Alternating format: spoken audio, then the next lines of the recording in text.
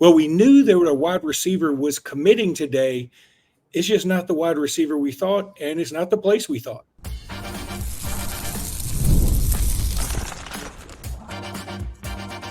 You are Locked On Bama, your daily podcast on the Alabama Crimson Tide. Part of the Locked On Podcast Network, your team every day. Hey, everybody. Welcome back into Locked On Bama, AHSA's radio network. Luke Robinson, that's me. Bama Online's Jimmy Stein, that's him. Thank you for making us your first or second listen every single day. We appreciate all you everydayers out there. Y'all are the absolute best. And it's just awesome. And it turned out to be an awesome day, moderately unexpectedly, because Caleb Cunningham commits to Alabama. And in the cold open, I mentioned, hey, it's not who we thought he was going to be or where we thought he was going to be. I think that you and I both believed 2 days ago that Derek Meadows, who had announced he was going to commit today, would probably be going to LSU. I mean, it is more so, 60%, right? Well, he's pushed back his commitment. And instead, Caleb Cunningham, who is the number 2 wide receiver in the country, according to On3, he has decided to commit to Alabama. Now, that is something we have been believing would happen. This is a big-time pickup. But we weren't sure when it was going to happen. We thought it would be sooner rather than later. And, hey, here we are on a Saturday and sort of with very little fanfare or there was no reason to think he was going to do this today, first of all, right, Jimmy? A little bit of a surprise, at least to me. Not again, BOL. We had predicted this a couple weeks ago. BOL Tim had put in that prediction, and again, the batting average is really good this year. This cycle it is every year, but really this cycle is batting more like 1,000. But we didn't know when. We sometime in July. But then there was a tweet this morning from Aaron Hodges, the Alabama support staffer, and yeah, he seems to be the bat signal guy, the guy that really communicates with the fans about what could be coming, and we're learning that more and more. And I think that Aaron Hodges tweet, coupled with a couple other things this week, and so the moment it happened wasn't too surprising. But I didn't wake up today knowing that it would be today, but we did see it coming. But regardless of that, Luke, it's really about what Alabama's getting. And one word to sum it up is wow. I mean, I use dude all the time. I shouldn't, because it really waters down when a guy really is a dude. Right? And this is a dude. He is a fantastic prospect.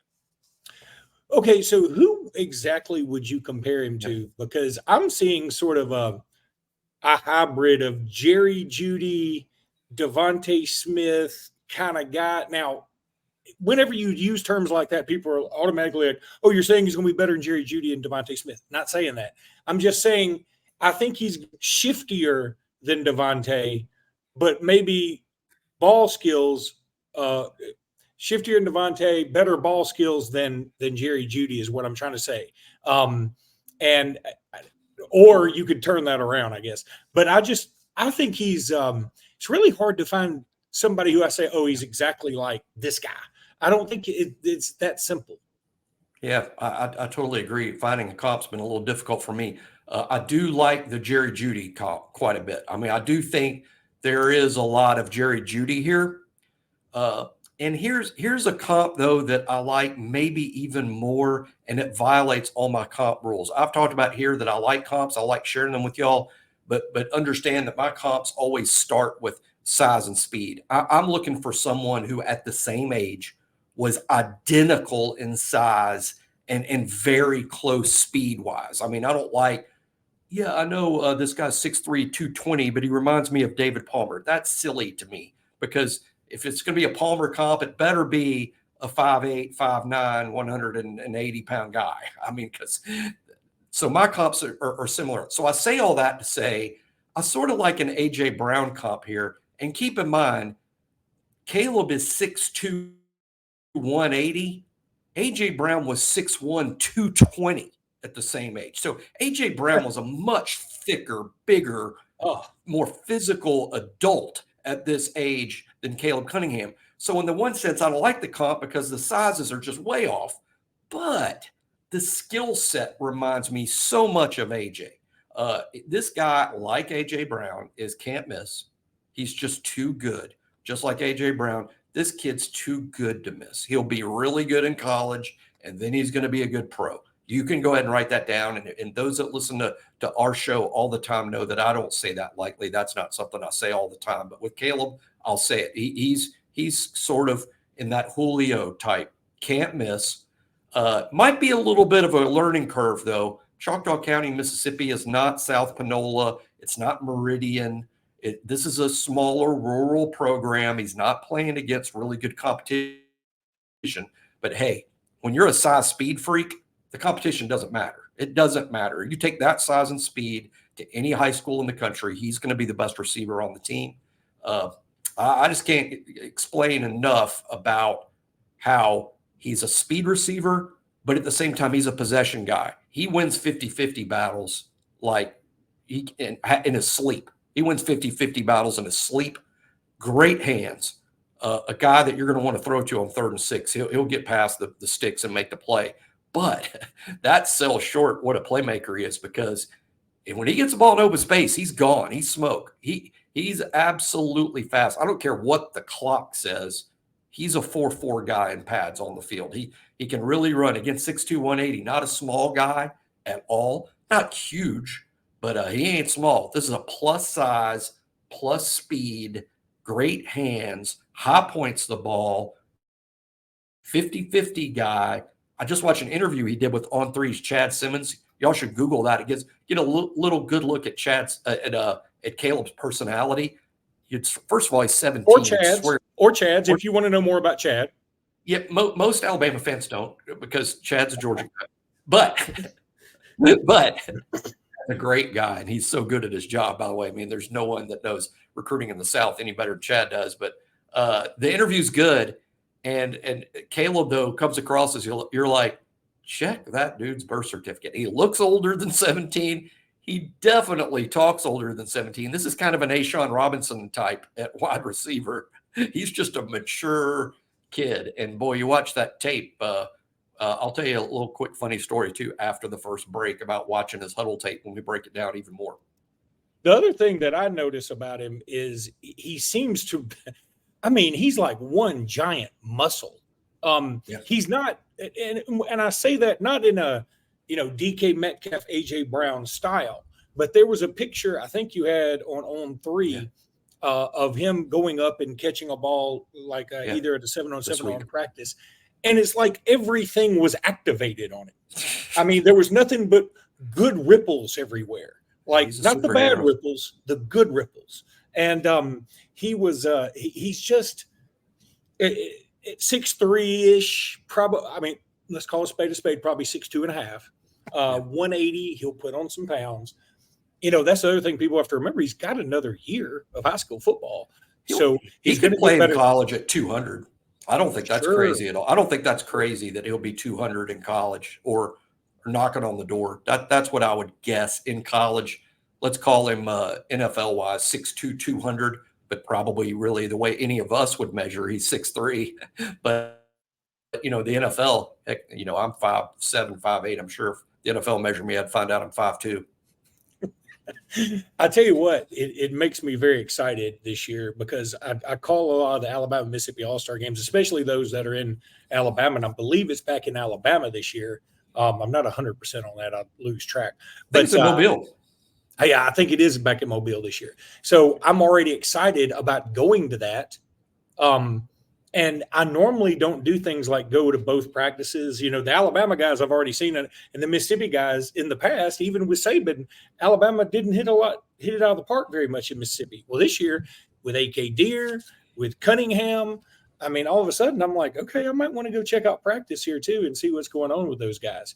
Meanwhile, what we're going to do is tell you about what this does to Alabama's wide receiver recruiting and talk about how it affects the recruits you already have that are wide receivers with Alabama. But now I want to tell you about eBay Motors. I'm so happy to have eBay Motors on board. I love them. Passion, drive, and patience. The formula for winning championships is also what keeps your ride or die alive. eBay Motors has everything you need to maintain your vehicle and level it up to peak performance. superchargers, roof racks, exhaust kits, LED headlights, and much more. Whether you're into speed, power, or style, eBay Motors has got you covered, baby. With over 122 million parts for your number one ride or die, you'll always find exactly what you're looking for. And with eBay Guaranteed Fit, your part is guaranteed to fit your ride every time, your money back. Because with eBay Motors, you're burning rubber, you're not burning cash. With all the parts you need at the prices you want, it's easy to make your car the MVP and bring home some huge wins. Keep your ride or let die alive at ebaymotors.com. Eligible items only. Exclusions do apply. And, of course, eBay Motors Guaranteed Fit only available to U.S. customers.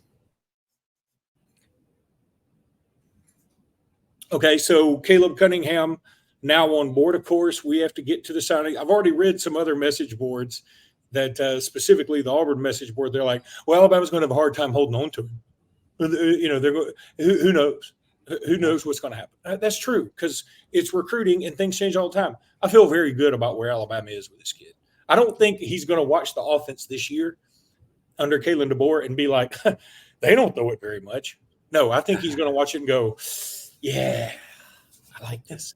So he's on board, and Lotzier Brooks is on board. This is a guy who's more if Caleb Cunningham is sort of a hybrid Jerry Jeudy and Devontae Smith, and Lotzier Brooks is sort of a hybrid Jalen Waddle, Henry Ruggs. Yeah. I mean, I like the Waddle comp with Lotzier Brooks quite a bit. Maybe not the shake and bake Waddle's got at time, but I think Lotzier's got that separation that Waddle's got and ball skills. I mean, that's the thing about Lotzier that's so – don't ever confuse Lotzier Brooks with just a track guy playing football. He's a football player that happens to be faster than all the track guys. I mean, he is a baller. His ball skills are outstanding. You can watch Lotzier Brooks play football and easily envision him as, boy, I bet he's a good basketball player. I bet he's a good baseball player. If there's a ball involved, Lotzier Brooks can be good at it. Now, he just also happens as a side hustle to run like a 4.3 40. I mean, he can fly. I love the duo of Caleb Cunningham and Lotzier Brooks because it's a Mr. Inside to Mr. Outside. You can put Caleb outside with the bigger bodied guys, a typical, like Luke said, A.J. Brown type that you can line up outside. Lotzier Brooks more like a slot guy, more like Jalen Waddle in the slot, more like Tyreek Hill, Waddle's NFL teammate. I think Lotzier Brooks a little like him. I mean, he's just super fast, but Caleb is the guy that brings size. We talk about on the show all the time, Luke, that building a wide receiver core is a lot like building a basketball team. You have 5 guys on the floor that do 5 different things. You got this guy to do that, and a second guy to rebound the ball, and a third guy that knocks down 3-point shots, and then you got this other guy who's a defensive stopper, and then you got a block shot guy, rim protector.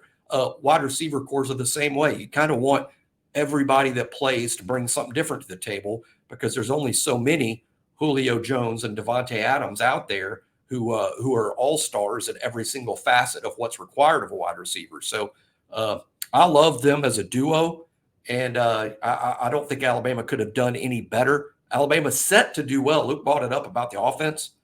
Look what the wide receiver core Washington just left behind. Polk and McMillan, to say nothing of Rome Odunze, right? And now they're coming to Alabama, which has put out wide receivers like it's an assembly line at the GM plant. I mean, so this should be a wide receiver haven based on Alabama's success at wide receiver, based on the new offense, based on signing quarterbacks like Keelan Russell. This should all act as like a beacon, a lighthouse shining in the dark for wide receivers to follow. First of all, Keelan Russell was moved up to a 5-star in the composite. He's also a 5-star on 24/7 now. I suspect he'll be a 5-star on Rivals before too long. And you know what? I think ultimately he'll be a 5-star across the board. But it was cool to watch the Keelan Russell. I know you're not a 24/7 guy, but Keelan Russell did an interview, and they basically had his reaction immediately when they revealed he was the number 10 player in the country. And that's very cool. And like you said, that can be a Pied Piper type of situation. Now, so we believe there are 2 wide receivers left on the board. I don't believe did Travis Smith actually commit to Tennessee? I hadn't even seen it because I've sort of lost track of it. I don't think he's done that yet. We thought he seen was. it. I haven't seen it, but I just sort of He's out. Based on what we know, BOL, I just sort of stopped following his Yeah. recruitment. Has nothing to do with the fact of how good he's a good prospect, no Good player. question. Good player, But good prospect. We think he's out. Yeah, he's not Caleb Cunningham, and he's not Lotsier Brooks. And if he's not Meadows or Lockett, I mean, Alabama came into this cycle with plans to sign maybe 2 receivers. Got to remember, there's 12 wide receivers on scholarship right now at Alabama. 12. None of them are out of eligibility. None of them. The whole group could come back, and they might. So you weren't signing a big group at wide receiver. There's just no room at wide receiver. So Travis probably, as far as Alabama goes, maybe a victim of numbers to a degree, but also, hey, did he have Alabama at the very top of his list? Maybe not. So, I mean, you just kind of shave based on, hey, what's likely to happen and who do you really want? And so it just wasn't going to work out. So I believe he's committed to Tennessee. If not, that's where we project him to go at BOL. Okay, so what's left on the board then is Derek Meadows and Khalid Lockett.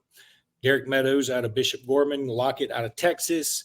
Lockett, some people believe, is the best wide receiver in the country, if not the second best. And he's about 6'1", 175.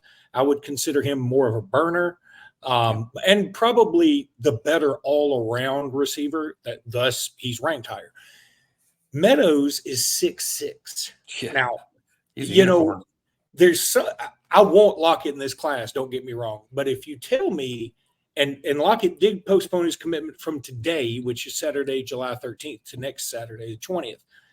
If you tell me that Alabama is going to get Brooks, little bit shorter, absolute burner, then Caleb Cunningham, probably the best combination of any out there.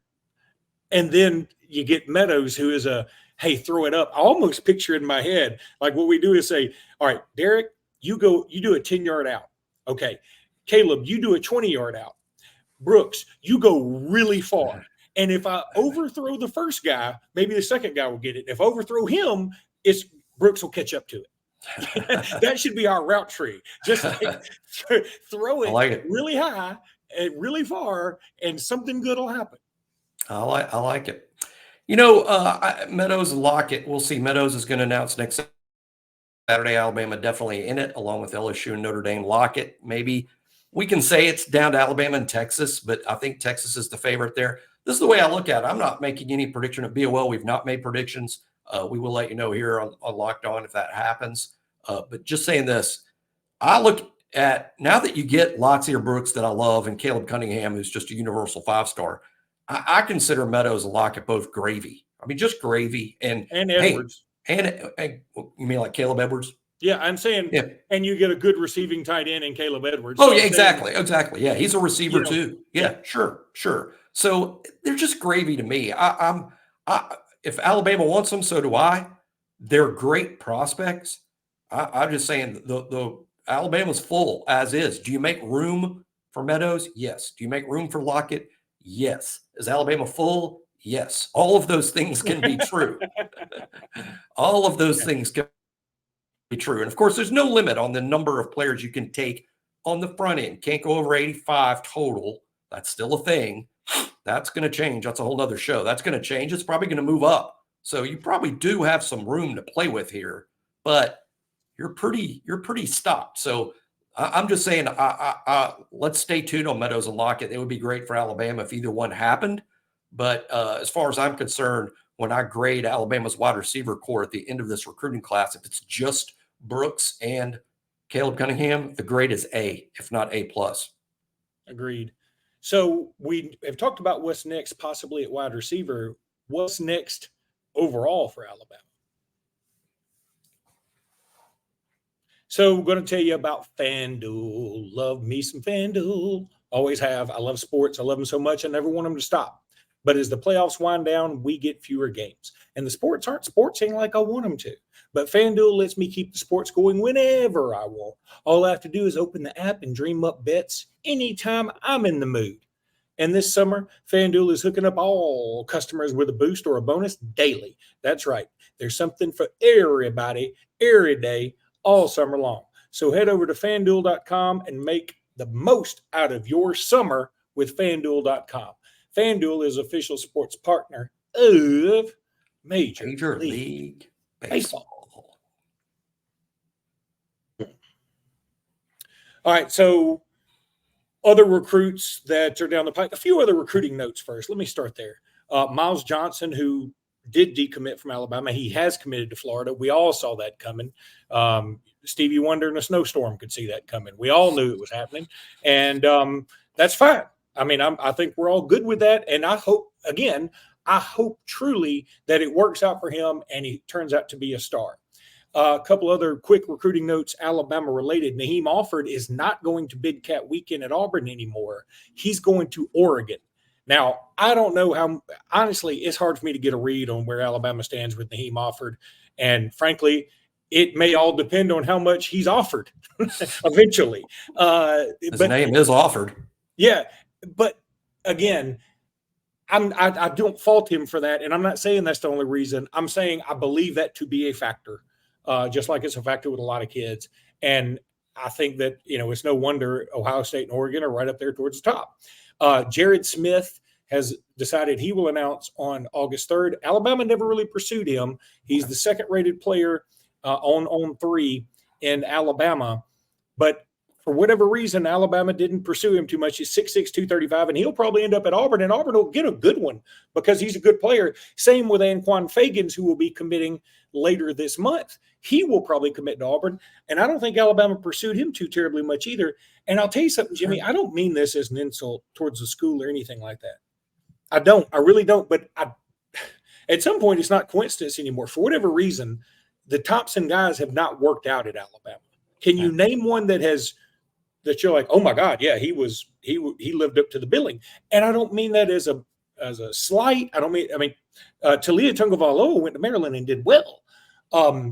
But he wasn't going to start at Alabama.